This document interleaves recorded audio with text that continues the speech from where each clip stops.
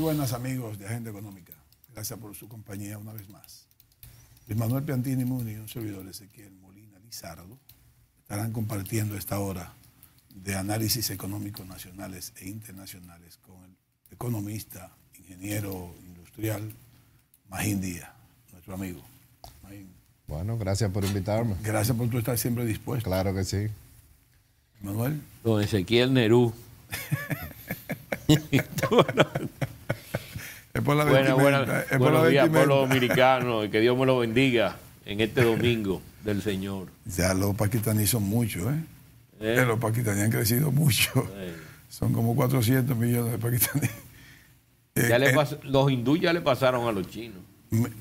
Suman 1.900 millones de habitantes entre las dos. ¿Cuál? Que son hindúes todos, ¿Cuál? Los pakistaníes y los hindúes. Y los hindúes, los dos juntos. 1.900 millones. ¿Cuál? Magín, vamos a hablar contigo de lo que ustedes quieran. Hay dos artículos tuyos que hablan mucho de la tasa de interés, el dinero caro, y que si se mantiene. Y yo digo, ¿por cuánto tiempo cree Magín que se va a mantener el dinero caro, como tú mismo le dijiste en un artículo? Buena pregunta. El tema es que hay que entender dónde estamos ahora y de dónde venimos. Entonces, el mundo viene de un periodo de casi 15 años de tasa de interés cero en los países desarrollados, Estados Unidos y Europa, básicamente. Tasa de interés cero o negativa, ¿no? La tasa de política monetaria. Eso te decía tan negativa, Hugo. Entonces, el mundo se acostumbró, el mundo desarrollado, a funcionar con esa tasa cercana a cero. Bueno, el mundo ya cambió. Entonces, ¿cómo funcionaban los países desarrollados antes? Con tasa de política monetaria en promedio 4%, 5%.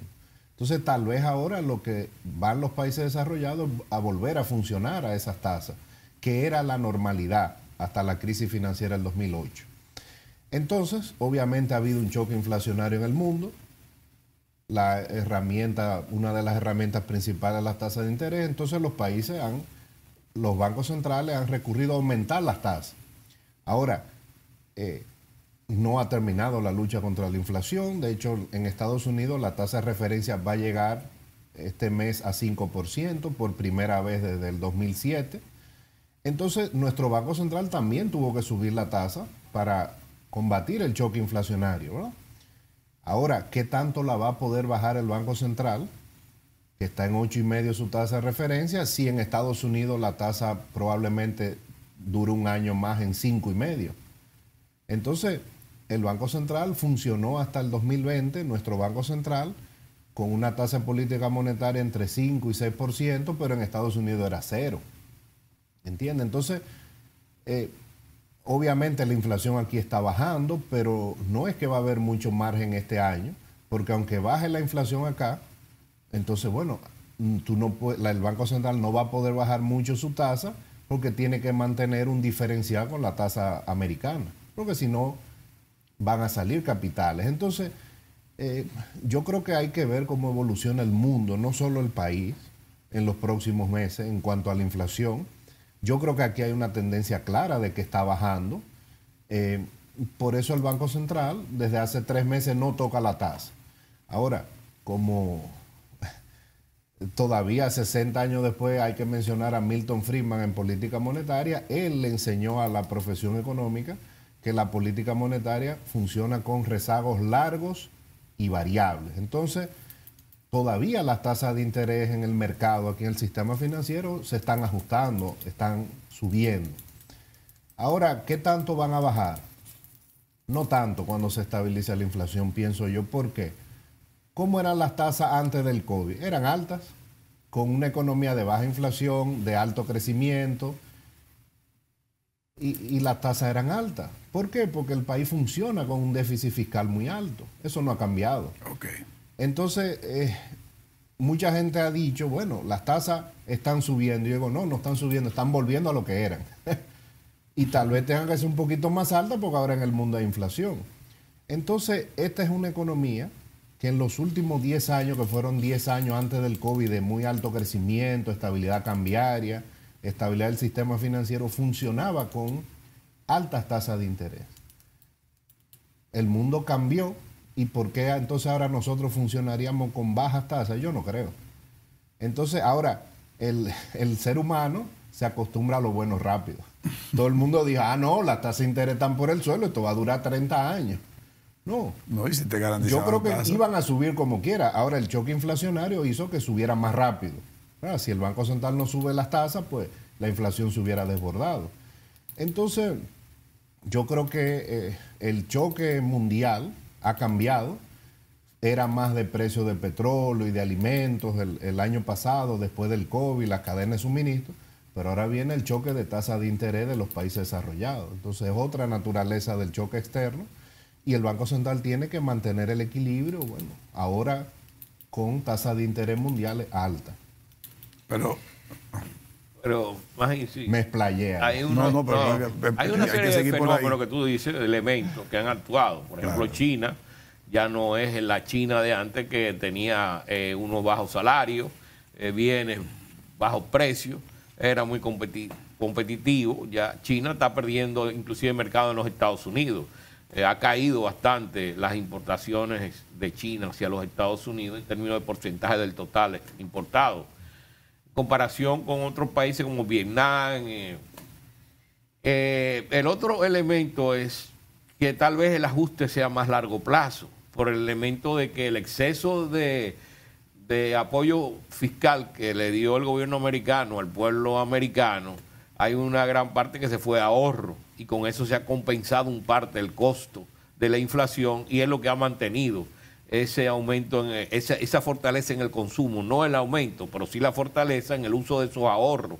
Y por eso las tasas de interés no han actuado tan rápidamente, porque si bien el crédito pudo haber actuado, ese exceso de ahorro se está utilizando para mantener el consumo y mantener un mercado laboral fuerte todavía en los Estados Unidos. 3.4% fue el mes pasado. Vamos a ver el término de tasa de desocupación. Vamos a ver ahora cuando se dé lo de febrero, que es lo que están esperando también las autoridades de la Reserva Federal. O sea que hay una serie de elementos aquí. Por ejemplo, el core inflation, que es la inflación subyacente, fue más alta en febrero que la inflación total.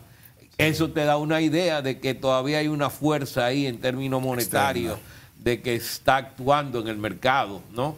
Sí, bueno, lo que pasa es que el choque ha sido muy largo, muy persistente. Ya tenemos por encima de la meta casi 30 meses, por encima de la meta de 4% más 1. O sea, inflación por encima de 5%. Este es el choque más persistente que hemos tenido en duración, no el más grande. El más grande fue, el del 2008 fue más grande, la inflación fue más alta, pero bajó rápido. Ahora tenemos mucho tiempo, entonces eso hace que la inflación sea persistente. El problema de Estados Unidos es más complejo por el tema del mercado laboral, como dice Luis Manuel. El crecimiento de los salarios no es compatible ahora con una inflación de 2%, que es la meta. El crecimiento de los salarios en Estados Unidos está entre 5 y 6%. Eso es compatible con una inflación como de 4%, no de 2%. Entonces, por eso es que yo dije ahorita que falta aumento de tasa de interés en Estados Unidos. Lo dijo ayer, o en esta semana, el presidente de la Reserva Federal, que falta aumento y se va a mantener un tiempo suficientemente largo para controlar la inflación. Entonces, hay muchos factores de corto plazo, pero también estructurales, que yo creo que van a hacer que las tasas de interés aquí se queden altas. Pero tú también dijiste que el Banco Central se iba a resistir a subirla en los próximos meses. Bueno, ahora tú dices que tal vez para abril si la aumentan ahora. No, el Banco Central de aquí la tiene desde noviembre, está frisada, y yo creo que va a seguir así un par de meses. Okay. Ahora, lo que ha seguido subiendo son las tasas en el mercado, porque toma tiempo el ajuste. Entonces, ahora, primero subieron las tasas pasivas muy rápido, y bueno, ahora desde hace 2 meses están subiendo las tasas activas, y eso podría hacer que le quede un poco todavía. Pero hay un elemento que tú señalaste, imagino, que es el asunto de los capitales. Si la Reserva Federal es muy agresiva en el aumento en este marzo de la tasa de interés, que no sea de 25 puntos, sino que se piense que sea de 50 puntos, o de 75 puntos, nadie sabe. depende de lo que ellos piensen en términos de los resultados que están viendo.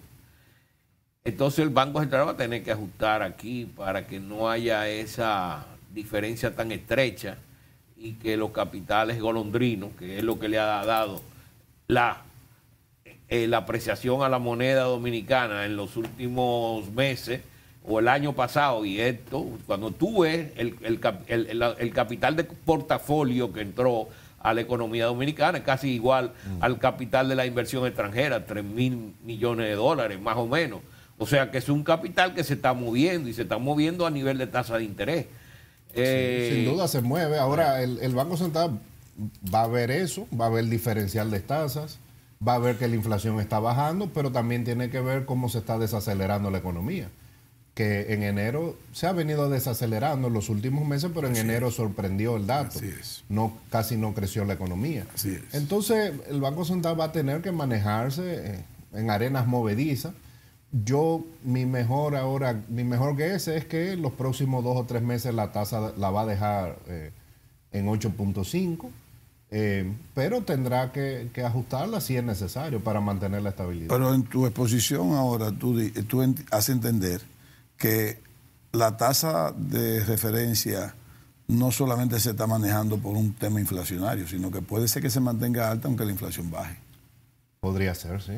Para mantener Porque la ya de estabilidad. hecho hubo Bueno, un podría ejemplo ser histórico. si, por ejemplo, y si la tasa en Estados Unidos es 6%, ¿qué tanto puede bajar la tasa aquí? No puede bajar mucho, porque entonces la gente se va a ir a invertir en dólares, No va a puede ser muy bajar nada, rentable. prácticamente. Claro, entonces, ahora, esa brecha, por ejemplo, entre los 10 años antes de la crisis, esa brecha que había de tasa era más o menos entre 4 y 5%, que es la tasa de devaluación esperada aquí, histórica. Puede ser que esa brecha baje, porque ahora, por ejemplo, nos mejoraron la calificación, hay más confianza en la economía, pero 0 no es esa brecha. Algo va a ser 2 puntos, 3 puntos. Entonces, si los americanos llevan su tasa a 6, bueno, el Banco Central no la puede poner en 6. Tú sabes que Luis Manuel y yo hemos hablado en los últimos meses le estábamos pidiendo un ojo al sector construcción. Con el asunto de la tasa de política alta, decíamos que el sector construcción iba a tener que afectarse porque es muy sensible a las tasas de intereses. Muy Depende. sensible. Bien, eso depende, me lo explica ahora. Claro. Fíjate que precisamente en enero, en este año, está reportando un crecimiento negativo Sí, de muy 11%. 11%. 11%.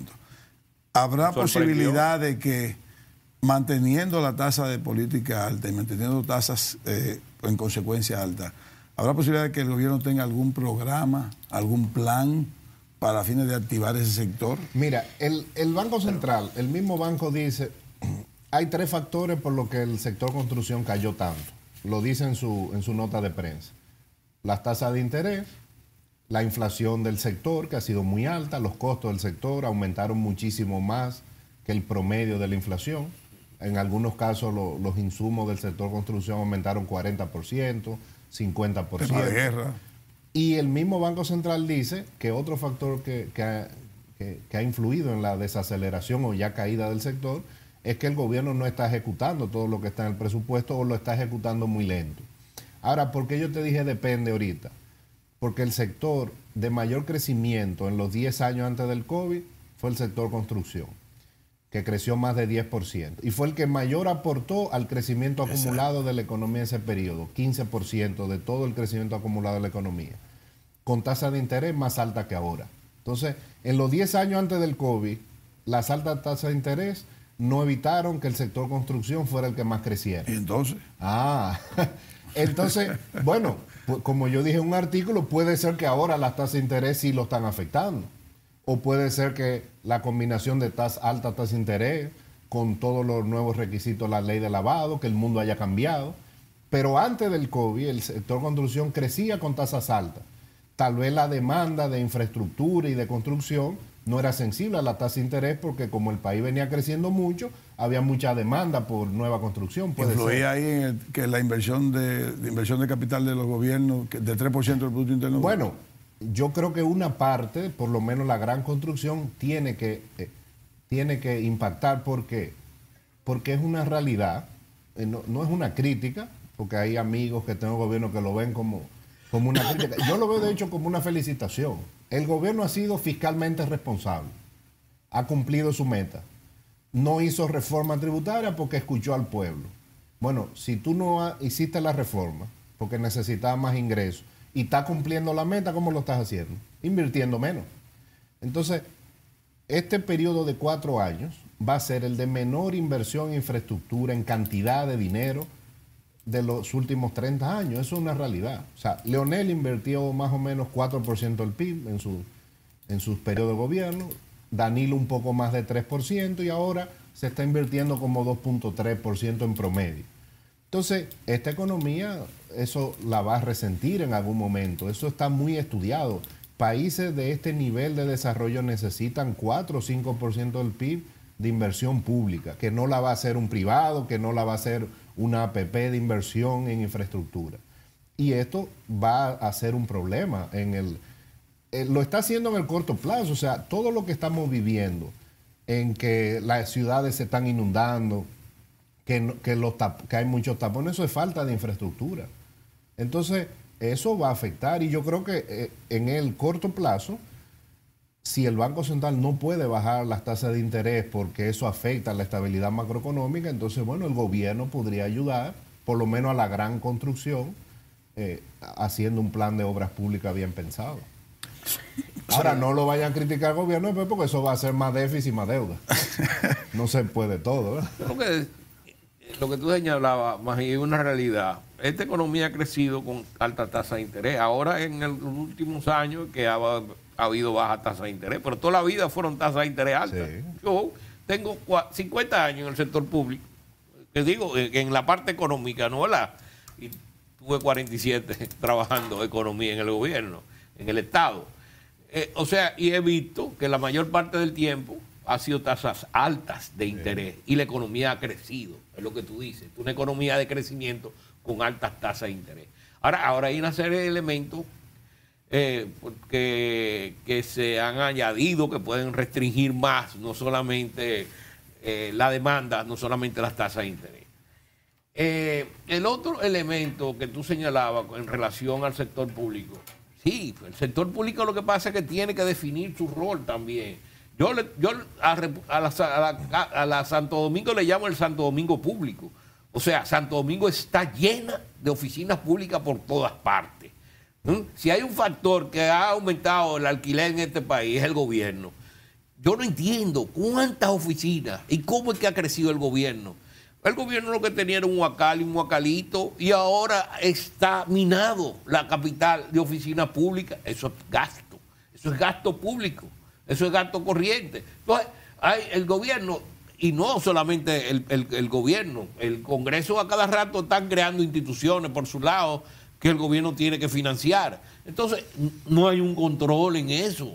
Bueno, yo creo que en ese sentido es bueno que haya cambiado el partido de gobierno, porque se le dio la oportunidad a otras personas con otra visión de ir al gobierno. Luego de que un partido tenía 16 años. A mis amigos del PLD no les gusta que yo diga eso, pero bueno, ya están fuera del poder, entonces ya pasó.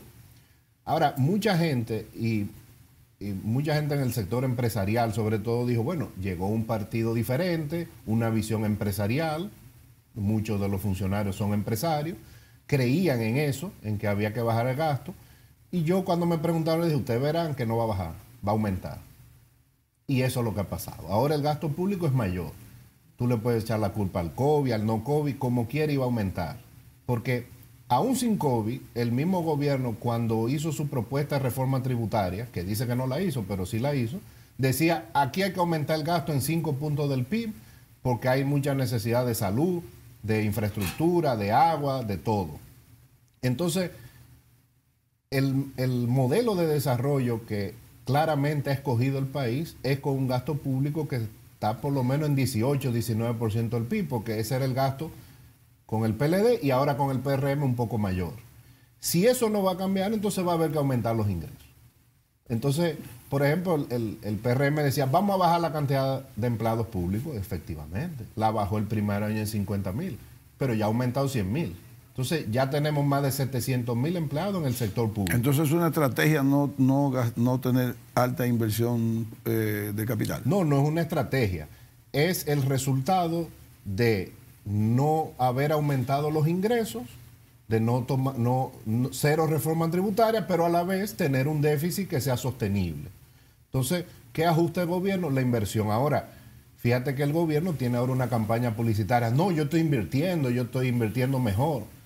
Bueno, ¿por qué? Porque ahora lo están criticando por eso. Ajá. La crítica hace 3 años, no haga reforma, que eso va a destruir el país. Bueno, ahora la crítica es que no está invirtiendo. Entonces, es un equilibrio complicado. Ahora, yo trato de ser pragmático, sin ideología. Ok, gobernaba el PLD, ¿cuánto era el déficit? ¿Cuánto era? 3.5 del PIB, ese era el promedio. ¿Y ahora? 3.5 del PIB. Es lo mismo. Entonces, bueno, es mayor en términos absolutos. Porque... correcto, pero hay que verlo en términos relativos. Entonces, bueno, ahí hay un tema.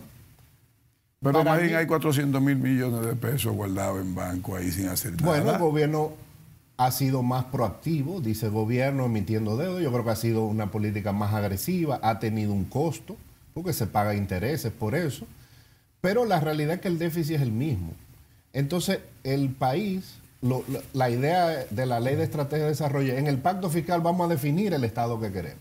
Entonces, hasta ahora el Estado que queremos es un Estado más grande. Entonces, hay que entonces buscar los ingresos para sostener que quieren lo político, imagino, no que queremos. Pero son los políticos que toman la decisión. Bueno, pero no. Yo dije aquí. Yo hago los cálculos. Yo dije aquí, no sé si en otro programa, que si yo fuera gobierno y tuviera 400,000 millones de pesos en banco y tengo un presupuesto que estoy diciendo al Congreso que me autorice a coger 363,000 millones de pesos prestados, yo no lo hubiese cogido. No utilizo el ahorro que tengo. Pues eso es un ahorro. Bueno, lo que dice el gobierno es que ha emitido a buenas tasas de interés y que el gasto no ha ido al mismo ritmo y que ese dinero que está ahí se va a ir gastando. Yo creo que el gobierno es una combinación. Yo creo que ha cometido errores de programación presupuestaria. Fue muy evidente el primer año. El déficit va a ser 10% del PIB, después fue 7%, un mes después. El 2021 claramente no ejecutó la inversión que estaba presupuestada. La registró, pero no la ejecutó. Exacto. Entonces, por eso ha tenido... No, si yo hubiera estado en Hacienda hago lo mismo, porque lo que no quería el ministro era perder la apropiación su dinero. Claro. Entonces, ahora eso ha tenido un costo en términos de intereses que se han pagado por esa deuda. Entonces, yo me imagino que esa cantidad va a ir bajando en la medida que el gobierno acelere su ejecución. Ese costo se lo ha sacado el Banco de Reserva voy a cerrar. En beneficio. Correcto. Voy a cerrar el segmento, pero la última pregunta Ahora, ya. Se acabó el programa. Pero hay una parte aquí, espera, que esa parte ahí, que es en términos de gasto, que es lo que está implicando todavía el sector eléctrico al Estado, cuando tú tienes que dar financiamiento o aporte por 1.500 millones de dólares. 32% de pérdida. 32% de pérdida. Pero bueno, pero ahí hay un elemento que tenemos 40 años con 87,000 millones. Una retranca grande en la economía de este país. ¿Tú me entiendes? Bueno, entonces ahí yo vuelvo. Es que gobernar es difícil. Por ejemplo, el sector eléctrico, y no es un tema personal, yo conozco a la gente que está ahí, lo vamos a resolver en un año. Bueno, las pérdidas han aumentado, ha bajado la cobranza. Han dado más luz. Sí. Han suministrado más energía. Han suministrado más energía, pero eso hace que el déficit aumente y que baje la tasa de cobranza, porque ahora se le está dando luz al que no paga también. Entonces, es un sector complejo. Tal vez yo creo que la clase política dice, bueno, esos 1.500 millones de dólares me mantienen la paz social. Entonces hay que registrarlo como una ayuda social. Pero imagínate, CIPEN. Social. CIPEN, el que no tiene luz, el que no paga no tiene luz y tú tienes que pagar antes. O sea, son cosas que tú ves. Ese es un sector que está administrado por el sector. Espérate, un sector que está administrado por el sector privado. Y mira la forma de administración que tiene. Si tú no pagas antes, no tienes luz. Entonces, ¿por qué este populismo aquí? Porque Entonces, Rolando que nos González cuesta Busto no quiere ser presidente 1.500 del millones de país. dólares a nosotros. 1.500 millones de dólares. Todos los años, claro. El 40% del déficit del gobierno. Y es la deuda. El sector eléctrico. De ahí no se habla. Pero Rolando González Busto no quiere ser presidente de este país, hermano. La deuda, la deuda pública debe seguirse viendo como porcentaje del Producto Interno Bruto o como porcentaje de ingresos tributarios y fiscales. Las dos cosas. Las dos cosas. Las dos cosas, claro, porque para tú comparar en el tiempo, el indicador en términos relativos ayuda. O sea, si la economía crece, puede absorber más deuda. Pero el gobierno tiene que ver, bueno, cuáles son los intereses de esa deuda. Y la realidad es que nosotros dedicamos más del 20% de los ingresos a pagar 26, intereses solamente. 26.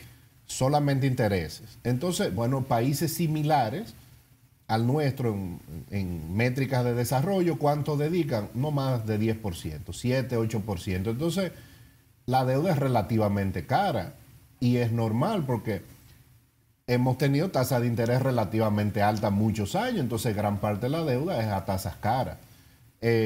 Entonces, el costo de la deuda es alto, eso afecta presupuestariamente porque eso es menos dinero para gasto en educación, en salud, en lo que sea.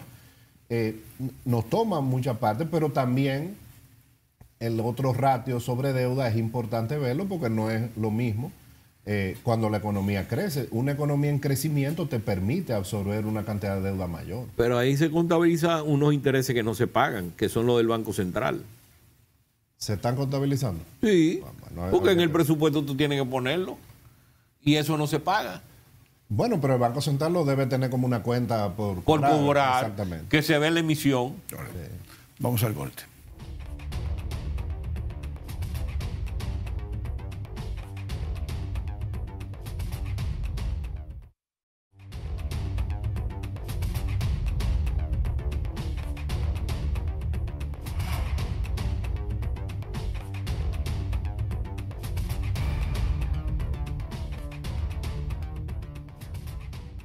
Continuamos con Magín Díaz. Yo hablaba aquí en la conversación interna de monetarismo, ¿no? Ajá. Hay una teoría monetaria moderna que estaban aplicando los bancos centrales que se le fue de la mano. Mira, depende. Hay varias teorías monetarias modernas. No, yo creo que el mundo cambió en el 2008.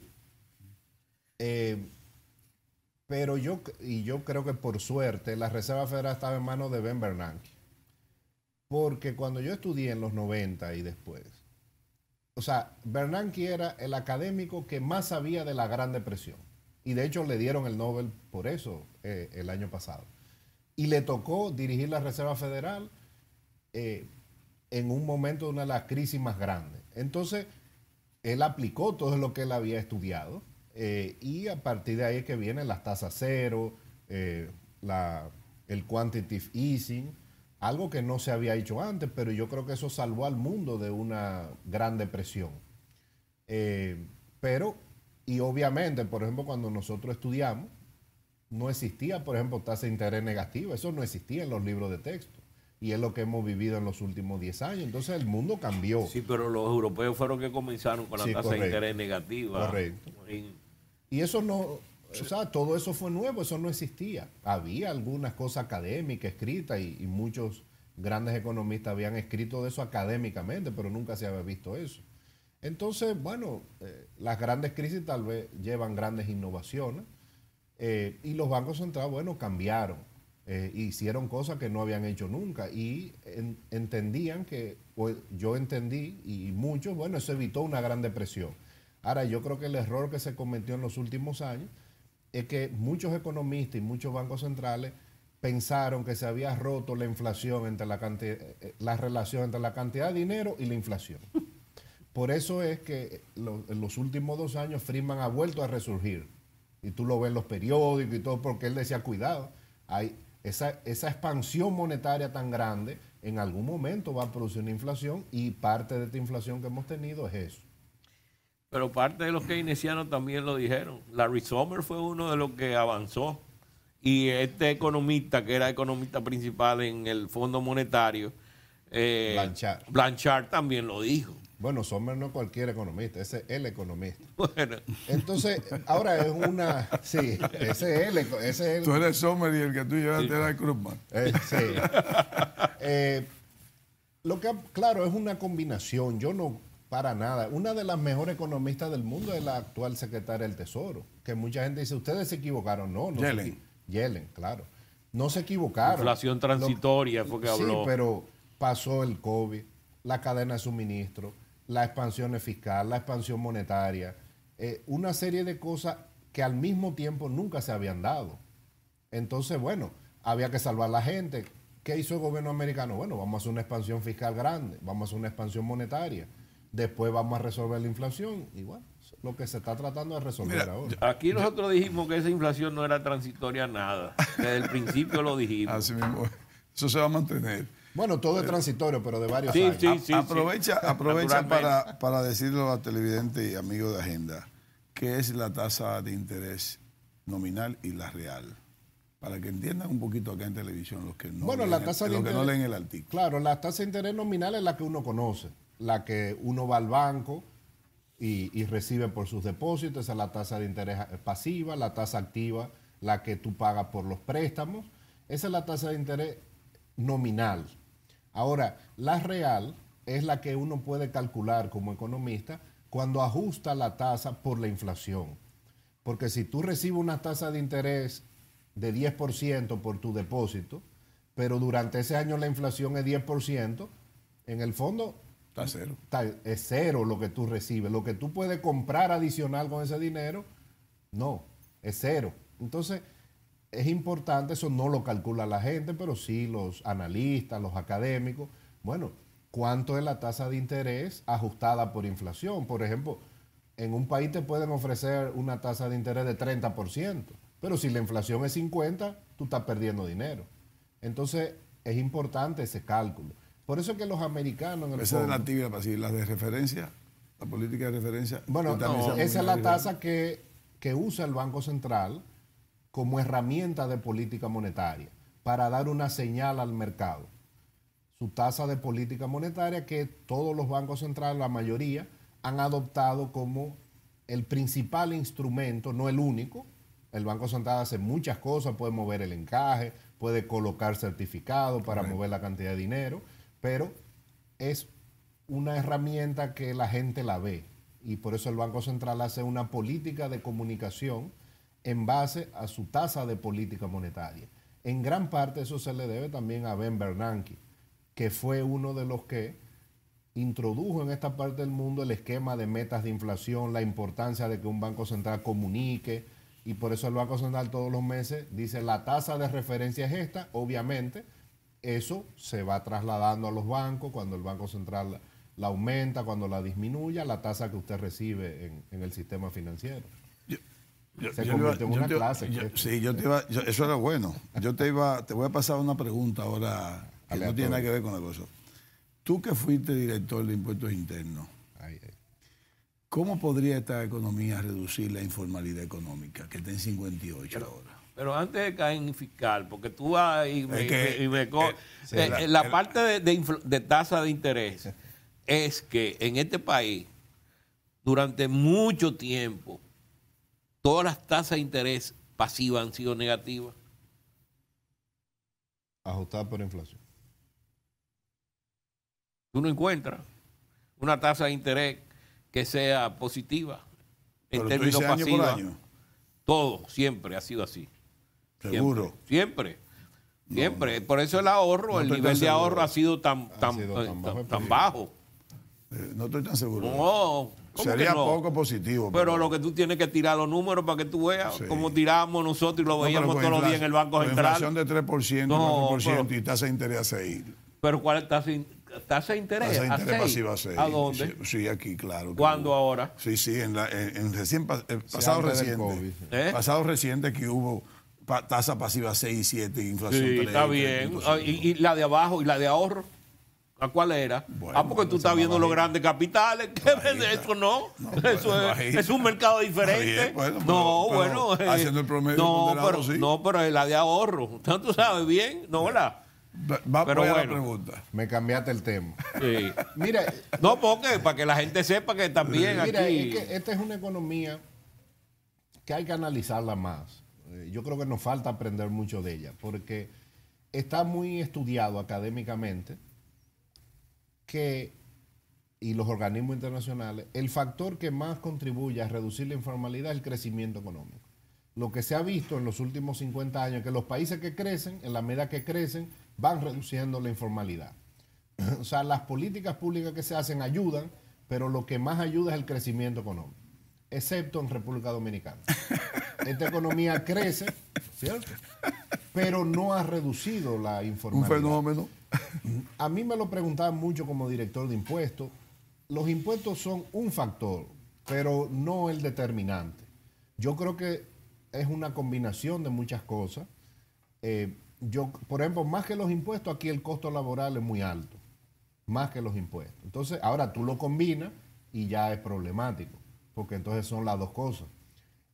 Tratamos de hacer el régimen simplificado y funciona, pero la gente no va. Y por más promoción que tú haces y se ha involucrado el Ministerio Por más de Industria cuco y que le Comercio. meta. No, y también porque hay un tema de educación y la gente no se formaliza. Entonces, yo creo que ya hay que tratar de ver las cosas desde otro ángulo. No es un tema de impuestos exclusivamente. Yo creo que hay que ver una reforma bien pensada de la seguridad social, porque realmente es costoso. Este es uno de los pocos países en que el empleador pone mucho más que el empleado. Entonces, hay empresas pequeñas que lo piensan antes de formalizarse porque el costo va a ser muy alto. Pero hay un elemento, imagino, que es la parte de servicio. Una economía, mientras más sea de servicio, más tiende a la informalidad. Sí, pero no 60%, como aquí. ¿Eh? Es mucho. 57% es aquí, mucho. ¿no? En América Latina es el 50% por ahí también. La mayoría es el promedio.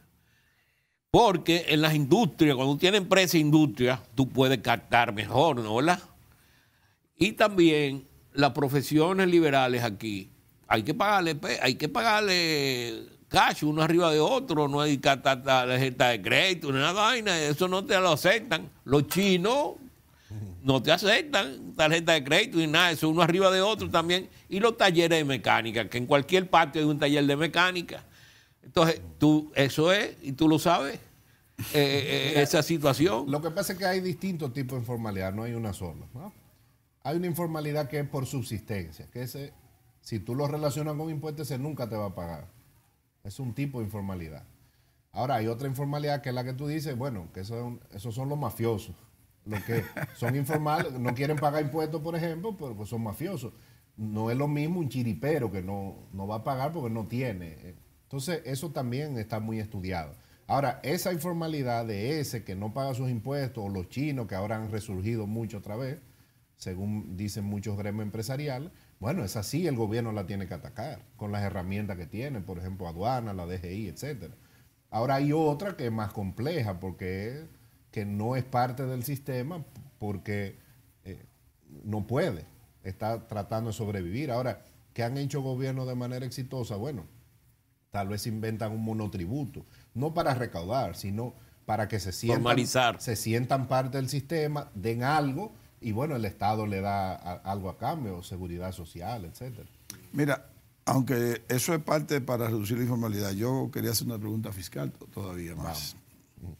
Si a Magín lo llamara el gobierno de turno, le dijera, tú como profesional y con la experiencia que tuviste en impuestos internos, nosotros necesitamos que tú nos des 3 ideas impositivas o 3 ideas fiscales, ¿cuáles serían? Puede ser repetida la que tú acabas de decir. Puede ser repetida. ¿Son tributarias o de gasto? Tributarias, de gastos, fiscales. Mira, yo creo que aquí hay que poner una regla fiscal para poner orden, para dar credibilidad a la política fiscal. Yo creo que tenemos el Banco Central con credibilidad, bueno, pero falta la política fiscal. Por ejemplo, el gobierno ha cumplido su meta fiscal. Pero algo extraño. Todo el déficit se registra en noviembre y diciembre. Entonces, hasta octubre el déficit es cero. Y en 2 meses se gastan 200.000 millones. No. Bueno, un país serio debe tener un poco más de certeza. Bueno, cómo se ejecuta este gasto. Entonces, yo creo que una regla fiscal ayudaría. Y bueno, hay muchas cosas que se puede hacer para simplificar el sistema tributario. Explica lo que es una regla fiscal. Bueno, una regla fiscal es precisamente eso mismo, una regla que se anuncie de cómo va a ser la política fiscal, cuál va a ser el déficit, cuáles serían las reglas para desviarse de ese déficit, quién va a medir el déficit. Por ejemplo, los chilenos empezaron con una regla y la medía un consejo de académicos. Mensual.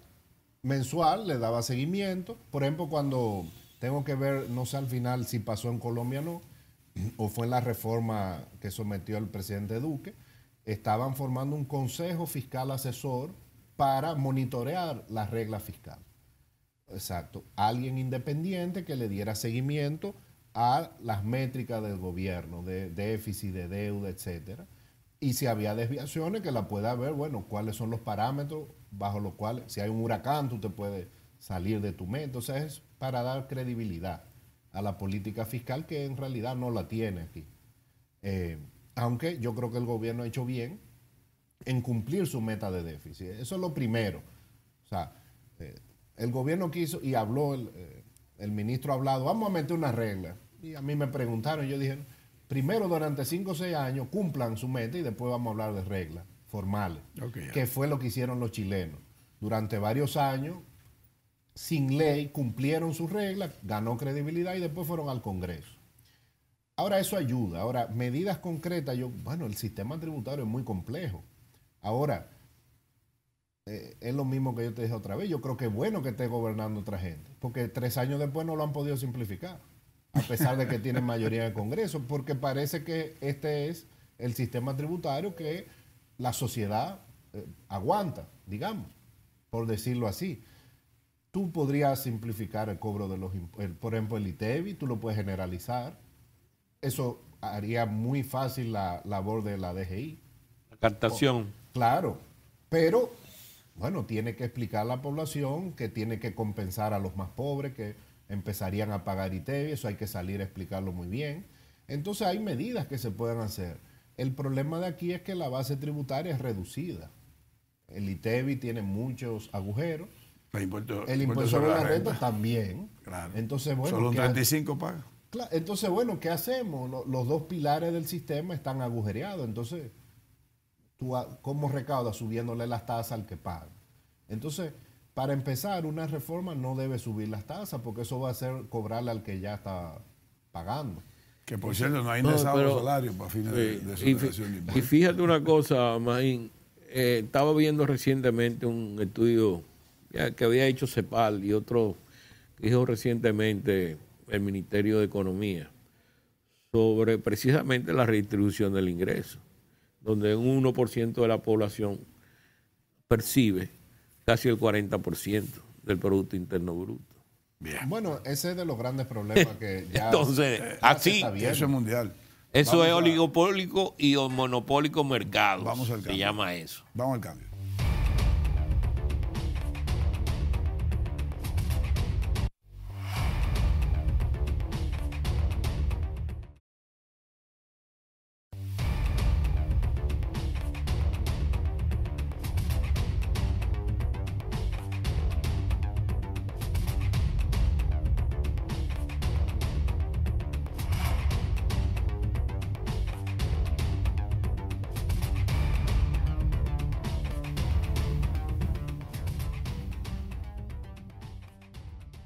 Continuamos en Agenda Económica con Magín Díaz. Antes de que Luis Manuel haga su comentario y no conteste la pregunta que te voy a hacer antes de eso. Se me va a olvidar. ¿Será que para el 2025 tendremos un presupuesto con un superávit primario de 3%? Y no me la conteste, vuelvo a decir algo. Y además, yo quiero que tú no termines este programa sin decirnos cuáles son las perspectivas económicas para la República Dominicana y para el mundo. Yo intenté Ahí se me va la sección. pero no, la perspectiva económica. pero además No, pero predigitador, rápidamente. porque Pero para el rápidamente. 2025, dime Pero tú, rápidamente. eso es, Bueno, que para el 2024 eso no es habrá. adivinanza. ¿tú Para el me entiendes? 2024 no habrá. No, dejamos la parte anterior hablando del problema de República Dominicana, que hay muy pocos sectores que son los que captan los ingresos, el ingreso nacional. Entonces el problema es un término de distribución que hay que ver. Yo creo que es un problema estructural en términos del mercado aquí. O sea, hay empresas que te capturan los mercados y no te dejan que... Y además, el sector que se está desarrollando, el sector servicio, paga muy bajos salarios.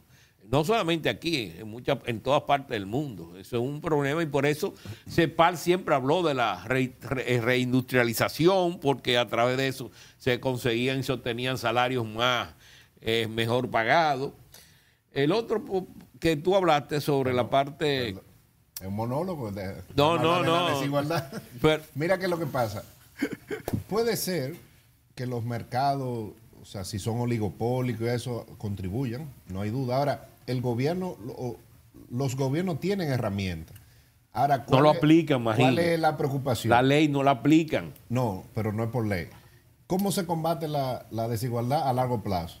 Educación. Ahí estamos mal. Correcto. Entonces ahí hay un problema a largo plazo. Correcto. Ahora, si tú tienes ese problema a largo plazo, ¿cómo los gobiernos pueden combatir la desigualdad a corto plazo? Con gasto público, con política fiscal. Pero el gasto aquí no es lo suficientemente alto para redistribuir, que es lo que hacen en Europa. Europa, antes de la política fiscal, de la política de ingreso y gasto, es bastante desigual. Pero después que hacen sus impuestos progresivos más el gasto público focalizado, como es mucho el gasto y es bueno relativamente, eso aminora la desigualdad. Ya. Entonces, el problema es que aquí nada la puede amortiguar, porque el gasto es bajito y es malo, y la educación es mala. Entonces, la desigualdad va a ser uno de los Y grandes la calidad de temas. los servicios públicos también No, te pero, crea. óyeme, imagín, los subsidios no resuelven redistribución del ingreso. No, ni pero lo han resuelto. yo no he dicho que resuelva, yo digo que amortigua. Ni lo han, no, ¿tú entiendes? Pero Y eso la amortigua. educación, eso es a largo plazo, pero con mercado competitivo. Y aquí no hay mercado competitivo, ese es el problema, que aquí no hay mercado No, pero no puede competitivo. justificárselo. Por eso los precios bajan tan poco cuando se caen a nivel internacional. Porque igual lo que pasó cuando la grande crisis, que se disparó la tasa de cambio al 50 por 1, y los precios se dispararon al 50 por 1, y cuando cayó, que esto la bajó a 28, mira a ver si No, los pero precios los cayeron. niveles- No cayeron, se quedaron altos. Porque hay un grupito que maneja No, ese pero los mercado. niveles bajos de Y la ese es el educación. problema, ese es el Los problema. niveles bajos Hasta de que la eso no se educación. resuelva, hasta que no se resuelva el problema de mercados aquí, que No, pero capturan perdón. el ingreso, ¿tú Pero los entiendes? niveles Pero bajos de estoy la hablando, educación. Sí, pero espérate que hay que corregir Pero algo. no, espérate. quiere no, corregir, que- te quiere corregir. oye, no me va a corregir porque yo sé a por No, es que dónde él los viene niveles- es como que los niveles bajos de la empresario. educación no lo puede justificar por el mercado. Él como empresario viene por otra parte, ¿tú No, entiendes? no, Entonces, eso no es así. ¿tú Es que los entiendes? niveles bajos de la educación no se puede justificar por la falta del mercado. No, pero es que nadie ha hablado de la educación como la parte del Él mercado. acaba de mencionar Estamos eso. hablando que la educación es a muy largo plazo y que hay un problema de mercado ahora mismo. Sí, pero bueno. Que hay empresarios que no pueden entrar, pequeños y medianos empresarios, a unos mercados porque lo capturan 2 o 3. Ese es el problema. Hay que regular. No, Y hay una ley, mira a ver, alguna vez se han sometido aquí en la ley de competitividad, de competencia. No hay eso, iban a someter, ¿tú te acuerdas bien? A la cervecería, a una de esas que andan por ahí de la cervecería y le cortaron el cocote al que estaba ahí. ¿No? Entonces, La pregunta, ¿cuál era? Perspectiva económica de la República Dominicana, porque no te va a dar para todo. Bueno, no, el mundo está enfrentando una desaceleración. Si Estados Unidos sigue aumentando la tasa de interés, va a entrar en una desaceleración en algún momento. Ya la economía está creciendo más o menos 2%. Viene de crecer 6%, obviamente. Entonces, bueno, aquí lo que se está esperando es que crezcamos menos que la tasa histórica, que es 5%. Por eso el gobierno ha empezado a decir, vamos a crecer entre 4 y 4,5% este año, que para nosotros una tasa relativamente buena. es buena comparada a lo que está pasando en el mundo, pero es baja comparado a la tendencia. al potencial. Ahora, hay que ver qué va a pasar el primer trimestre, porque si Ya empezamos no creciendo en enero, 0.4. Entonces, ahora lo que yo veo hasta ahora es un crecimiento entre 3 y 4%, que sería el doble de América Latina. Y eso es lo que el presidente va a decir en su próximo discurso. Ahora, ya esta economía cuando crece así 2 o 3% se resiente en materia de empleo. Claro, ahora, es algo que está pasando en el mundo entero, o sea, no, hay muchos factores que no estamos controlando. Y la otra pregunta, que si vamos a tener un superávit en el 2025, no. O sea, tendría que haber un cambio estructural muy fuerte. El gasto público no va a bajar, ya yo eso lo tengo internalizado, o sea, ya sea PLD o PRM, ya sabemos que no va a bajar el gasto público. Entonces la única opción para bajar el déficit es subir los ingresos, una gran reforma fiscal. Y tendría que ser muy grande para tú bajar el déficit a cero. Entonces aquí vamos a tener que convivir con déficit durante un tiempo largo. O sea, que es imposible conseguir un presupuesto que reducemos un 6% del Producto Interno Bruto. Ahora mismo es imposible. Sí. Gracias, Magín. Ya. Pero mira, no, sobre eso te iba a decir que ha habido un aumento considerable de los ingresos.